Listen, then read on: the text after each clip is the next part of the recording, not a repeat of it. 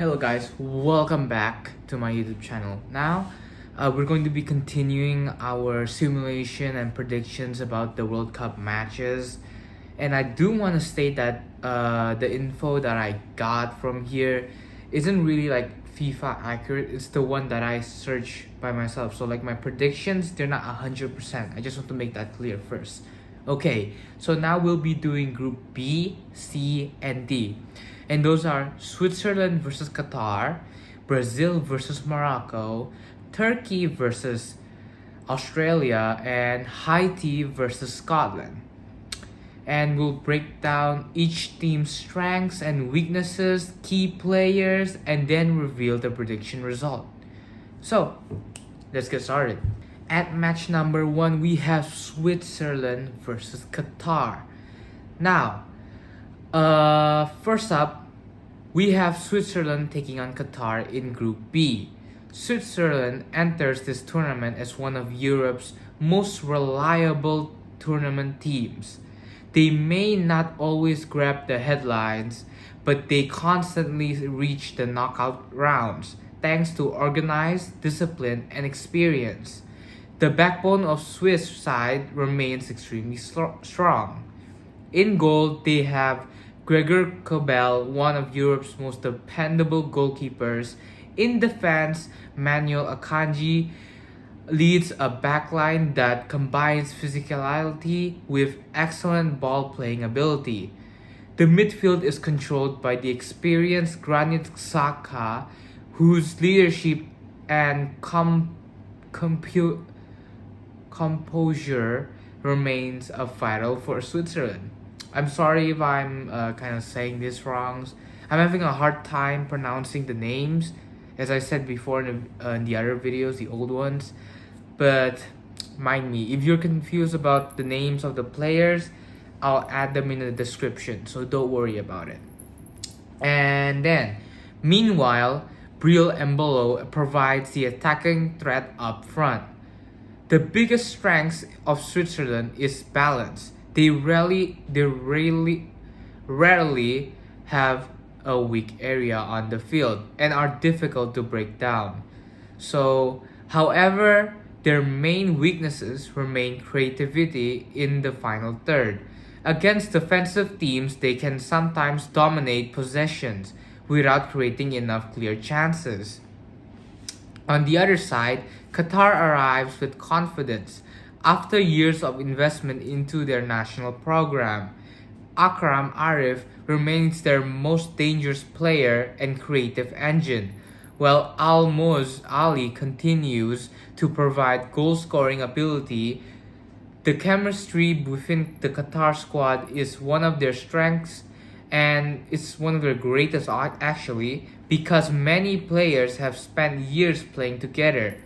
However, compared to Switzerland, Qatar lacks overall squad depth and defense quality. Against elite European oppositions, maintaining defensive concentrations for 90 minutes becomes extremely difficult. So my simulation rating would be like Switzerland 85 out of 100, Qatar 75 out of 100. And the predictions though, I think Switzerland's going to win by 2-0 against Qatar. The Swiss quality and organizations ultimately prove too much for Qatar. And I think, and yeah, that definitely clears out. If you really go deep in there and you search it online or whatever, you might see that it's actually true. It is actually true. And then we have match number 2, Brazil versus Morocco. Next, we move to one of the most exciting matches of the opening round, Brazil versus Morocco. This is arguably one of the strongest games outside the traditional heavyweight clashes. Brazil enters the tournament under Carlo Ancelotti and remains one of the favorite to win the entire World Cup this year. Their greatest strength is squad depth. In goal, they possess perhaps the strongest goalkeeper department in world football, with Alisson Becker and Ederson. And yeah, that's pretty tough for me. Their midfield is anchored by Casemiro and Bruno Guimaraes, providing both defensive stability and control. Up front, Vinicius Jr. leads a fluid attack support, and it's supported by Rafinha, Matthias, Cunha, Endrick, and several other talented options. One interesting aspect of this Brazil squad is how comfortable they have become playing without Neymar. I mean, like, yeah, we do understand that with age, it's quite hard to keep up with the younger generations. But prime Neymar, ooh, that was really, really amazing to watch. And the attack is now faster, more collective, and less dependent on one individual superstar. However, Brazil still has vulnerabilities. Their fullback positions are no longer as dominant as during previous generations, and defensive transitions can occasionally become an issue. Morocco, meanwhile, arrives with tremendous confidence. After their historic World Cup success in recent years, they have proven they belong among football's elite nations. Achraf Hakimi and Nazir Mazraoui form one of the best fullback pairings in international football. I'm sorry if I'm pronouncing these wrong. I don't think I'm definitely not saying them right. Yeah, but you can search them up. It's in the description. And the midfield is hardworking, technically gifted, and tactically disciplined. Their squad depth is excellent, allowing them to maintain quality even when rotating players. That's one excellent, one of their excellent capabilities. The main concern for Morocco remains goal scoring consistency against top level opponents. That's like their only drawback, I guess. I mean, like, the squad for Brazil now, it's not that much. The goalkeepers are dope. They're definitely dope. But the players, there's not really a star that is really bring up the fire, the hype. Neymar isn't really that good now, but we'll see lah. We'll see how Brazil is gonna do. So my simulation rating would be Brazil 8.6 out of 5, 8.6 out of 100. I'm so sorry, and Morocco 82.5 out of 100. Wait, did I say 8.6 out of 100? I am so sorry. I meant 86.5 out of 100 for Brazil. And the prediction result,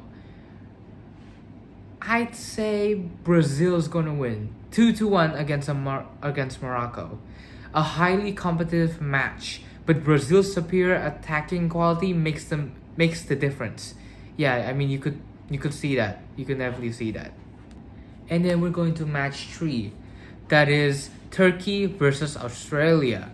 Moving to Group D, we have Turkey taking on Australia. Turkey enters this tournament with one of the most exciting young generations in world football. Their midfield may be among the strongest outside the traditional favorites. Hakan Çalhanoğlu provides leadership and creativity. Orkun Kökçü controls the tempo.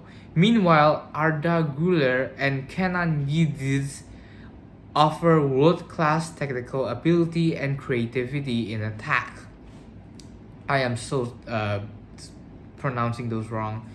Anyway, defensively, Turkey possesses a strong center-back pairing and an aggressive pressing system. Their biggest strength is technically quality. Yeah, that's their biggest strength. However, Turkey can leave space behind their defense when pushing forward aggressively. Australia represents a completely different challenge. This team is built on organized discipline, physicality, and defensive structure. Tony Pavlovic has developed a side that is extremely difficult to break down. Harry Southar leads a physical, imposing defensive line. Sorry, These names are really starting to get with me. While Jackson Irvin provides littering, I wouldn't say that, yeah. I would say provides a leadership and energy in the midfield. Australia's main weaknesses is creativity. When forced to dominate possession, they can struggle to create chances constantly. So my simulation rating again would be like Turkey probably 84 out of 100, Australia 72 out of 100. So my prediction, I'd say Turkey win 2-0 against Australia. Australia keeps things competitive for long stretches, but Turkey's superior creativity eventually breaks through. And yeah, you could literally see that. Alright, now we're going into match number 4. Haiti versus Scotland. Finally, we're moving at Haiti versus Scotland in Group C. Our last match for today that we're going to discuss. Scotland enters as the clear favorite.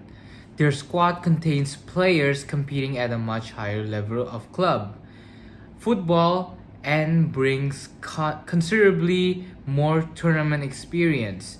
Scotland's strength lies in its physicality, organization, and defensive discipline and capabilities.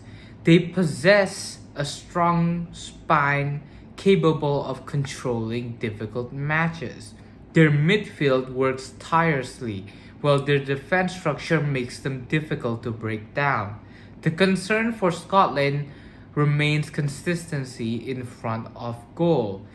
At times, they create opportunities without converting enough chances. I'm sorry, I'm kind of better starting here. At times, they create opportunities without converting enough chances. Alright, that's what I said before. Haiti enters this tournament as one of the underdogs. They possess speed, athleticism, and a willingness to attack whenever opportunities arise. On the counter-attack, Haiti can be dangerous. However, squad depth and defensive organization remain significant concerns when facing stronger opponents. Against a disciplined side like Scotland, maintaining concentration throughout the entire match becomes extremely difficult. So, with that being said, my simulation rating would be, let's say Scotland 80 out of 100. Haiti would definitely be lower, it'd be like 68 out of 100. And the prediction, you can clearly see who's winning here, but I might be wrong. Football is a ball, and the ball is round. I'd say 2-0, Scotland wins. A professional and controlled performance gives Scotland all 3 points. But you can't always go on statistics on football, and all of you guys know that. Well, we'll just see what miracle they might pull. So, after match day 1 in our World Cup 2026 simulation, the predicted winners are Switzerland over Qatar, Brazil over Morocco, Turkey over Australia, and Scotland over Haiti. The most competitive match appears to be Brazil versus Morocco, whilst Turkey, young golden generation, continues to impress, and Switzerland starts its campaign exactly as expected. Do you agree with these results? Which predictions do you think is the most likely to be wrong? And which team do you think could surprise everyone in this tournament? For me, I'd say it might be Haiti because I can't really find a lot of information about them, but who knows, you guys might. And leave your thoughts below in the comment. If you enjoyed this video, don't forget to hit that like and subscribe button because I'm covering all of the World Cup this year, and I would love it if you guys would be part of this journey. And these are simulations though, but it might be interesting and could help. Thanks for watching me, and I'll see you Well, tomorrow. I'm posting another one tomorrow. These World Cup matches aren't stopping. Damn. Well, good luck to you. And I'll see you tomorrow.